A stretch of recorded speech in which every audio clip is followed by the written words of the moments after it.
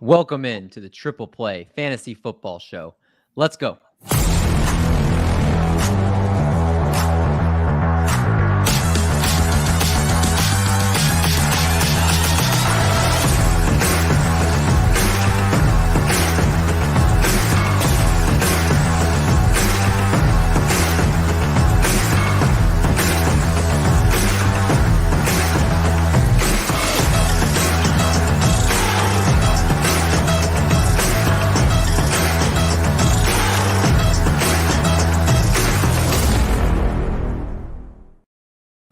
What's going on, everyone? Welcome back to the podcast. Welcome in to another episode of the Triple Play Fantasy Football Show, a proud member of Fantasy Points and the Fantasy Points Media Group.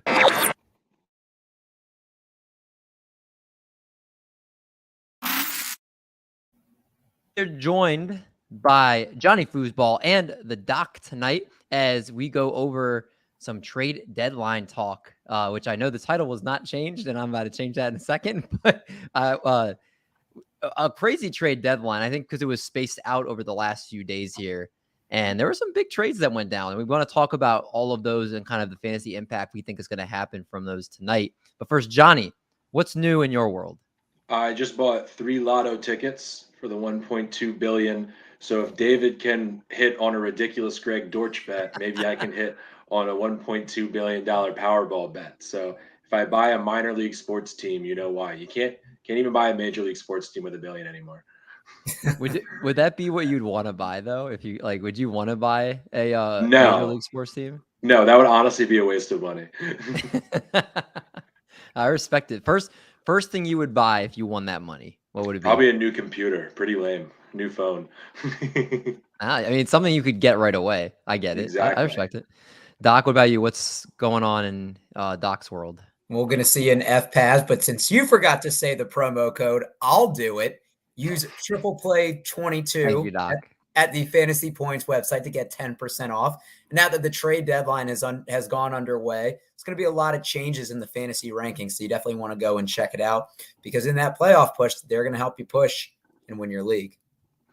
Yeah, that's actually one of the few times I forgot to actually say the promo code. So no, you forget it every time. No, I don't. But yeah, make sure you guys sign up. Triple Play 22 gets you 10% off over at fantasypoints.com. And yeah, we're going to FPAS, which is a baseball topic, which we'll save for our baseball show. But it'll be a very good time. We'll talk about that later on tonight when we do that. Let's little Scott Fish Bowl update, which if you actually haven't seen the new Scott Fish Bowl website, it actually is very nice. It's a very nice looking I can't think of the word I want to use, but it's a very nice update. Website, platform. No, I know. Obviously, I know website. I'm saying like for another word for nice. Like what does URL stand for, David? Upgrade. You say you know website. It's something link. Wrong. What is it? Universal Resource Locator is a trivia question I got wrong 2 weeks ago. Well, I don't feel as bad now. Doc, did you know that? Resource Locator. I did not. Okay, good. We're on the same page. Scott Fish Bowl update as I do my Control F for Triple Play. You can skip over me this time, Davey. I will. And the highest Jacob Dunn is in 21st place right That's now. wild. 21st. Awesome. He's 14-2. Then next down is me. I'm at 131st place. I'm at 10-6, but my points have helped me there. Then next down is Doc at 816th place. Crawling up slowly. You have a better record than me, but I think it's because your division, just the way things have played out, has worked better for you. That's why you join an obscure location. That's right. Toby, who is still part of Triple Play somewhat, Toby Zientech Z2 Fantasy, he's in 881st place. Then Brad is in 1072 place. Chris Sanzo, Doombot 12 FF, 1444, and Zach FF Chalupa Batman 1769, and then finally Alex Mateo 2234th place. Those are the Triple Play guys except for John, which we'll leave out. But you're actually not as No, bad I'm not terrible. I just was so annoyed that I was at a wedding over the weekend and forgot to take out 2 people who were out. Wedding look lit though, according to the picture. Yeah, From the I know, too lit. I dropped 200 spots in the Scott Fish Bowl. All right, well, let's talk about some trade deadline talk here, as there were a lot of trades that went down over the last few days, and I'll just kind of go through the meaningful ones one by one here, and we'll think of the impact it could have here. Let's start with Calvin Ridley, who was traded from Atlanta to the Jacksonville Jaguars, and the Falcons are going to receive a 2023 fifth-round pick if he's not reinstated by the specific date he's supposed to be reinstated. I have to look up what day that is. It's going to be a sixth-round pick. They also will get a 2024 selection that could be all the way up to a second rounder if it reaches certain milestones. So, Doc, I'll go to you first, because Calvin Ridley, a fantasy stud for pretty much the last couple of years, and then obviously last season between the mental health stuff and then the gambling, that's why he's not playing this year. So what are your thoughts on this move for his fantasy value going forward? I love this for his fantasy value, and I love this for the Jacksonville Jaguars. I mean, keep in mind, he's sitting out this year because of a gambling issue. It's not like he's recovering from an injury. As a wide receiver, he's going to be 28 when next season rolls around. And this is a guy that has 2 800-yard seasons and 1,300 yards underneath his belt, has been pretty durable, minus off the field issues. And what I really like about this for the Jacksonville Jaguars is they're really going to see if Trevor Lawrence is their franchise quarterback. They've invested money in Christian Kirk. They've now traded a pick for Calvin Ridley. And I wouldn't be surprised if they get him one more target in the offseason. And especially if they have 3 really good receivers, Calvin Ridley isn't going to see a lot of double coverage immediately. And especially coming off a suspension, I think it's going to help ease him in. I love the value for this. Yeah, I think it's a really good trade for them. Johnny, the Dolphins got Bradley Chubb, and in exchange for Bradley Chubb, it was a 2025 fifth-round pick from the Broncos, a 2023 first-round pick, and a 2024 fourth-round pick, and Chase Edmonds. So the trade, again, recapping, Bradley Chubb, a 2025 fifth-round pick, and then in exchange, a 2023 first, 2024 fourth, and Chase Edmonds. A lot of picks and a defensive player, Bradley Chubb obviously being the main part of this deal. What are your thoughts about this for Chase Edmonds going to Denver? I have Chase Edmonds in a league, John. I don't know what to think about this move. Yeah, I mean, it's tough. I just saw a graph actually that was posted by Ben Baldwin, the computer cowboy on Twitter, and Chase Edmonds is all the way to the right on expected yards per carry and all the way at the bottom of actual yards per carry. So, maybe a change of scenery helps, but if he's not even getting close to what he's expected to get, I don't know why Denver would be a great destination for him. And I don't see him doing particularly well enough to keep a roster spot on a fantasy team. Doc, you were the Chase Edmonds truther. Is he going to be able to have a significant workload in Denver with Melvin Gordon and Latavius Murray there? I don't think a significant workload. I think he sees a little bit of an upgrade on passing downs. But keep in mind, the Dolphins are the team that signed him this offseason. And if they're giving up half a season into a pretty lucrative contract for a running back, it means that they don't value him as well. And he goes to a significantly worse offense that's going to have less scoring opportunities. I mean, the thing about opposing defenses is they weren't putting eight in the box because they have Tyreek Hill and Jalen Waddle who can take the top off. So you weren't starting him anyway. He hadn't had double-digit carries since week 1. So, I mean, waiver wire. Yeah, just to put some numbers on the graph, his expected yards per carry was just over 5.2. Mm-hmm. His actual yards per carry was a hair under 3. So he's doing about half of what he should be. Yeah, honestly, Chase Edmonds has been a huge bust, and that's why NBA Rigged has biggest loser. Chase Edmonds fantasy owners. Facts. He literally is just sitting on my bench, and I feel like I can't cut him. Yeah, saving Scott Fishbowl, overdrafted him. And Rigged has biggest winner as Chase Claypool, which is going to be the next one we're going to talk about. So, Rigged, that's a great transition. Chase Claypool going to the Chicago Bears, and in exchange for that, they get a 2023 second-round pick. I'm shocked that they got a second-round pick for Chase Claypool. They got, I think it was a second and a fifth for Roquan Smith. They got a second for Chase Claypool. Boggles my mind. Is he the number 1 or is it Darnell Mooney? Right now, I don't really know. I'm assuming. I think he slots in at number 1. Mooney. Do you think this is good for his value? I do. Yes. Especially because it does look like the Bears have sort of figured out their offense a little bit where they're no longer forcing Fields to do stuff he's not comfortable or unable to do, and it's helping obviously his rushing upside, but just also all the passing work. I was And- talking about this with someone today, and he's going to an offense that is less pass happy, albeit now he's the wide receiver 1, wide receiver 2, as opposed to the third. So I can see both sides of the coin. I'm with you. I do think it helps his value. The Bears, or Justin Fields, has been a top 12 quarterback the last few weeks here. And the Bears are starting to throw the ball a little bit more, which is kind of a positive sign for this pass catchers. And they needed another playmaker in that offense. And if you look at between Darnell Mooney, between Chase Claypool, between Cole Kmet, that's a better, when you add Claypool in there, it makes it a little bit better. I'm still laughing at the Cole Kmet shout out.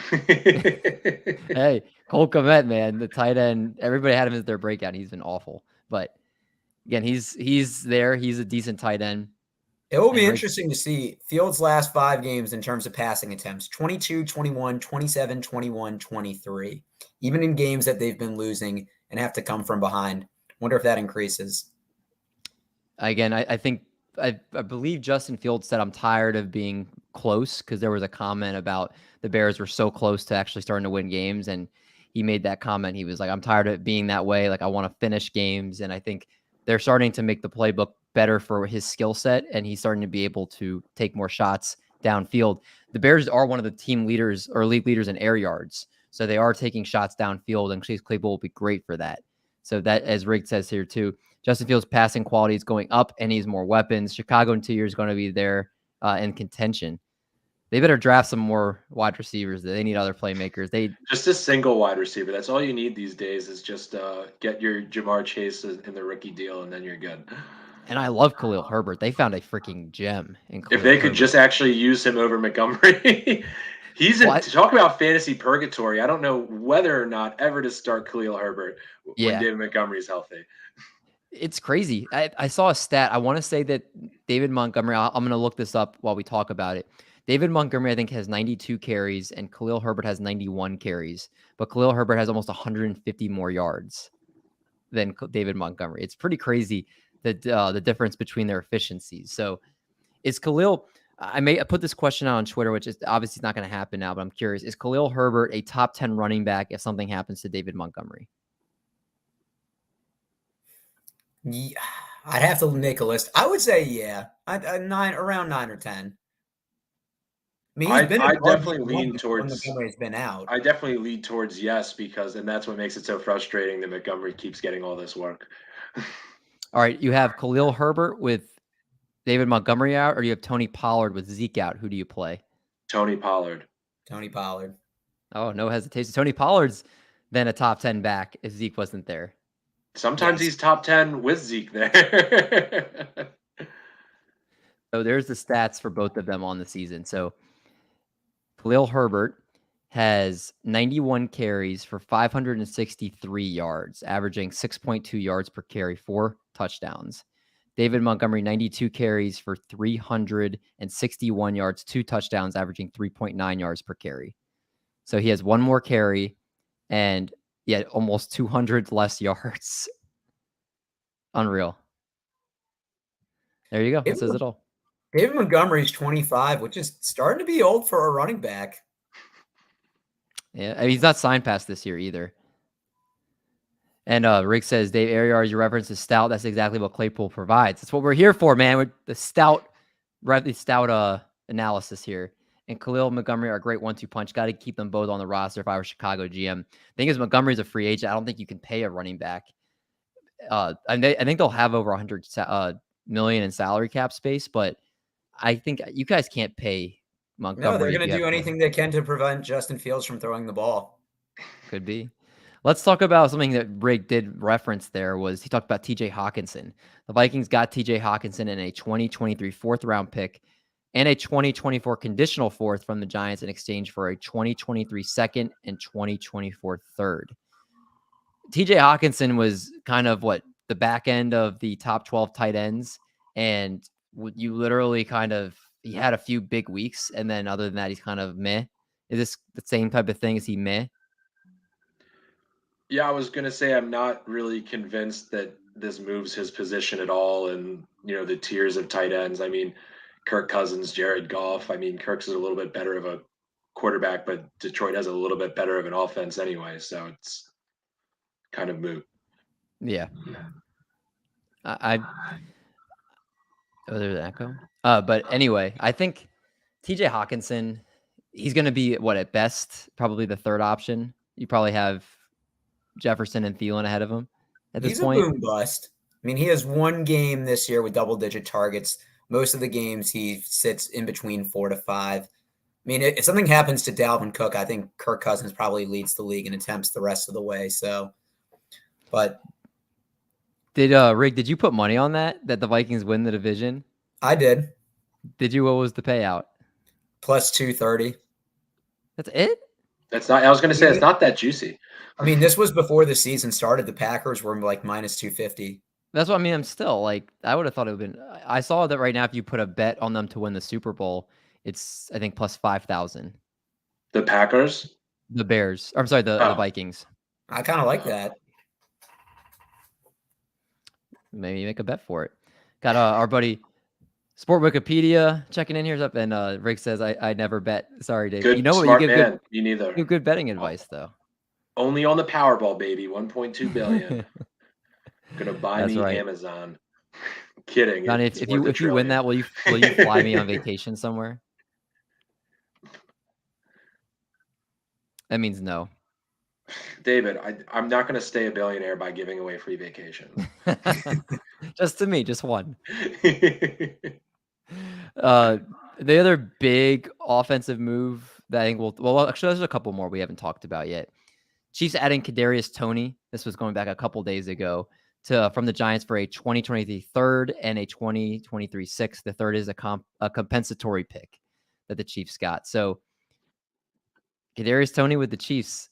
Could he be Tyreek Hill 2.0 in that offense? Could he be Sky Moore 2.0 in that offense? It's too early to don't disrespect Sky Moore like that. I want to take a little bit of credit for telling everyone that Sky Moore became their fantasy darling a little too early. It's still his rookie year. I'll give him some time.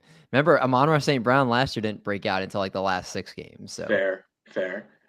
Sports Wikipedia says Geno Smith been a top 10 quarterback of the season. Yeah, he definitely has. Mm-hmm. Will he keep it up rest of season though? Yes, I think so too. He's played some tough defenses already. He is what he is. Like he has a very good completion percentage, and he's basically putting guys in position to make good yards after catch. So he's been extremely accurate this year. If you see some of the balls he's thrown. Rig says, I would buy you a yacht, David, if I win the Powerball. Okay, I'm rooting for you, Rig. You can win the Powerball. Johnny won't buy me anything. So you root against your co-host? Well, he won't buy me anything. And then Rig says, you guys should bet on Seattle winning the NFC West. I imagine at that point, it's probably minus money. Absolutely not. What is it? Last time I checked, it was like plus 220. Was it really? Mm-hmm. I would think about doing it, but it would pain me to bank that bet. Nick and Sports Week says Nick Chubb, best running back currently. Agree or disagree? Are we talking about almost pure runner? As good as Joe Mixon, David. 2 touchdowns last night. You said, dude. Yeah, that blew the crap out of me, man. I like Joe. If you look what the Browns have been against like for rush defense, they've been awful. Like I won't go and look at the game logs, but they've been bad.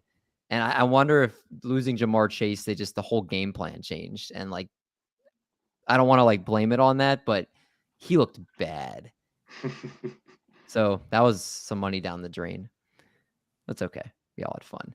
Nick Chubb, the best running. I think he's the best pure runner in the NFL. Yes. Agreed.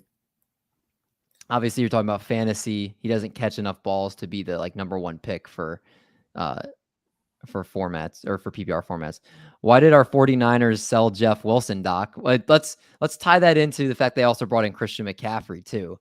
That's why Jeff Wilson's expendable. Doc was not a fan of the Christian McCaffrey move, but then he goes out and does something that hasn't been done since 2005 by passing, running, and receiving a touchdown. Doc, you got to get, where's your 23 Christian McCaffrey jersey? All right. I will order a Christian McCaffrey jersey if we win the Super Bowl. I just don't like giving up that much for a running back that hasn't been able to stay healthy and that we think is the missing piece away from a Super Bowl. We already traded 3 first-round picks for a quarterback that's not playing for us.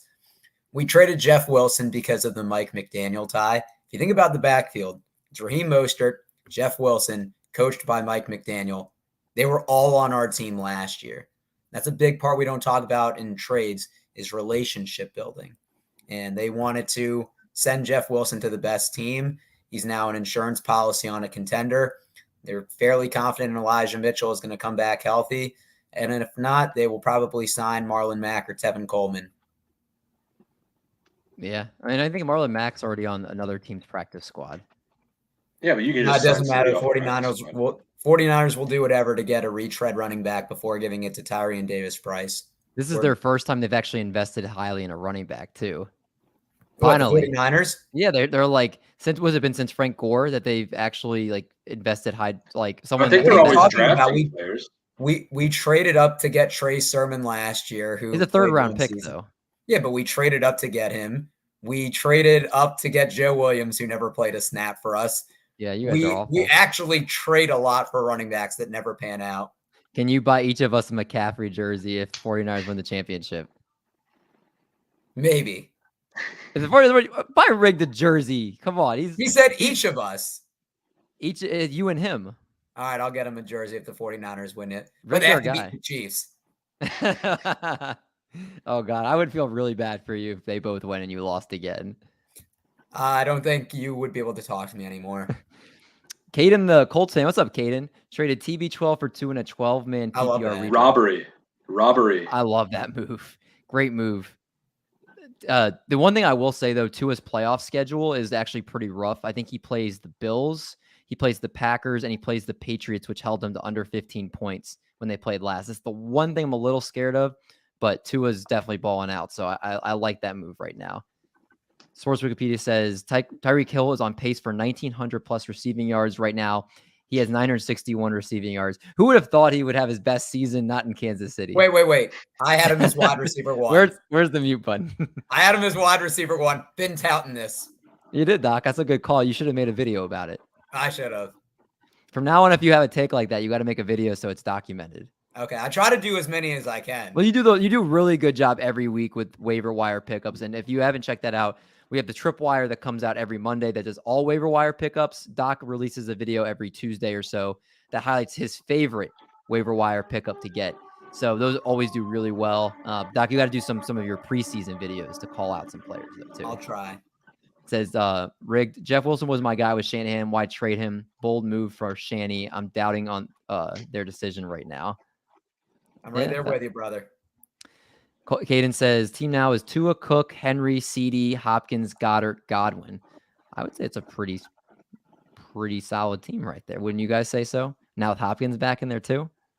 Okay. We got a question coming in. Do I give Pollard and Thielen for Josh Jacobs? No. Agreed. That was pretty easy. This last week was a preview of what happens when the offense goes wrong. He'll get 5 points. John is a big time Raiders fan, so he's been pretty watching every game pretty closely. And you even were very skeptical of Josh Jacobs' usage and what he was doing these last 3 games.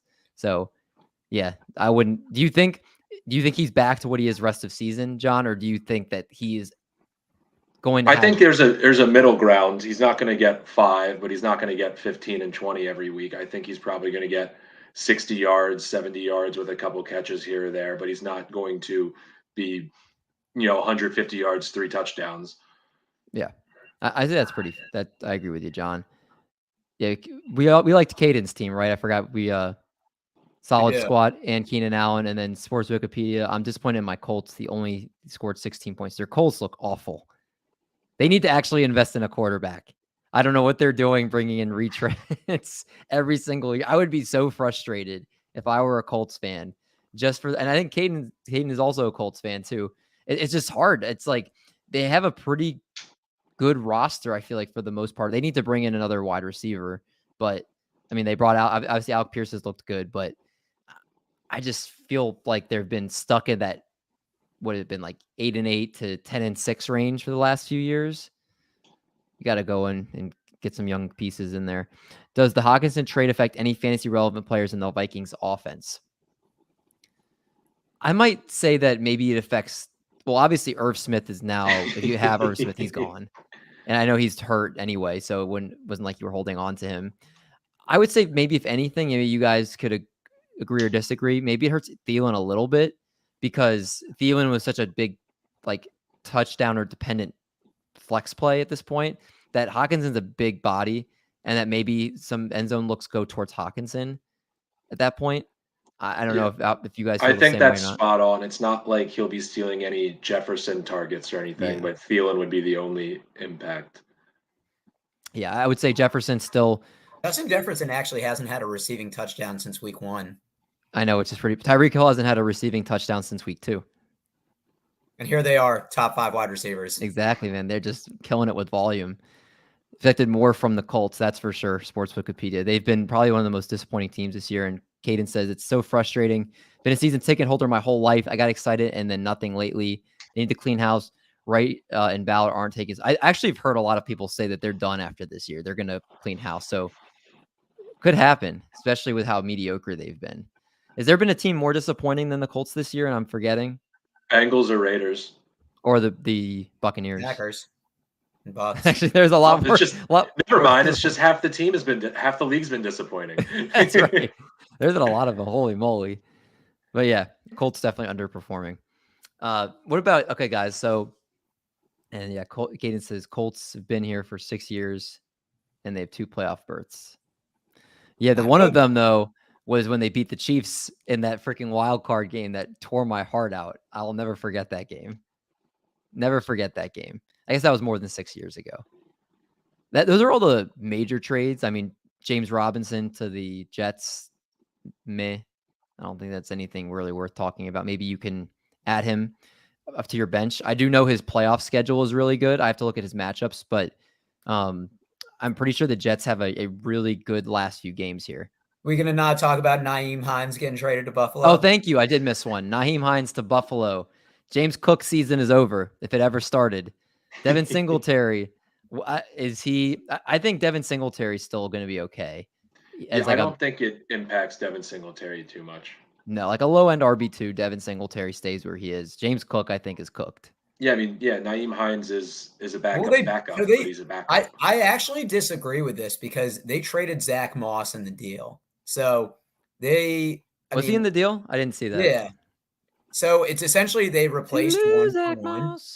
And Nyheim Hines is a smaller running back who's already had a concussion this year. I think it's a quicker playing path for him to get snaps just because the other running backs that are ahead of him are built smaller. And I think Nyheim Hines they got because he's a better pass catching back than Zach Moss. So his place on the depth chart is actually the same, but I think it gives him more versatility as opposed to Zach Moss, who you pretty much know he's a north and south runner. I did want to, before I forget, I talked about James Robinson, maybe adding him to your bench or making a low offer trade. The Jets playoff schedule is against the Lions, against the Jaguars, and against the Seahawks. So he could be I love that revenge matchup. You know they'll feed him. That's what I'm saying. Like that's right in the midst of the playoffs, so you could get an RB depth piece. I might throw a trade out there for James Robinson now, actually. But yeah, Nyheim is rigged. I am a big Chiefs fan, but they had a bye week this week, so I'm just kind of chilling right now. And you would see Nyheim Hines have those like 1 or 2 weeks every year where he would win someone $1 million in DFS. He would have like 2 touchdowns and 10 carries for 50 yards, 8 catches for 100 yards, 2 touchdowns. Like he had those all like sporadically, but they never seemed like he had consistent usage. Can you believe the Eagles are undefeated? I picked them winning 10 plus games and didn't think they have be as good as they have been. They also they played the Cowboys and they've played the Packers, I think are their only 2 really tough games. And the rest of the season, they don't play too many tough opponents either. I'm not saying they're frauds, but I think if the Eagles and Bills played, who do you think would win? The Bills. I think it'd be a great game and you could go either way on it. If the Eagles and Chiefs played, who do you think would win? Certainly the Eagles. I was waiting for that. If the Eagles and Dolphins played? Eagles. I'd take Eagles. I think with a healthy Tua, that would actually be closer than you think. Oh, just a few short weeks ago, everybody was giving Tua so much guff. Hines is the receiving back. Most of his absolutely passing downs and outside runs. Yeah, I think he could play some slot snaps as well. I think Bills definitely still have to be the favorites. James Cook explosion is really still a great pass catching back, competition with Hines. I think James Cook is definitely going to be more of a long play in Dynasty. I don't think he has any redraft value this year unless someone gets hurt in that offense. And the Eagles NFL schedule is rigged. That's right. That's how we're going to go with it.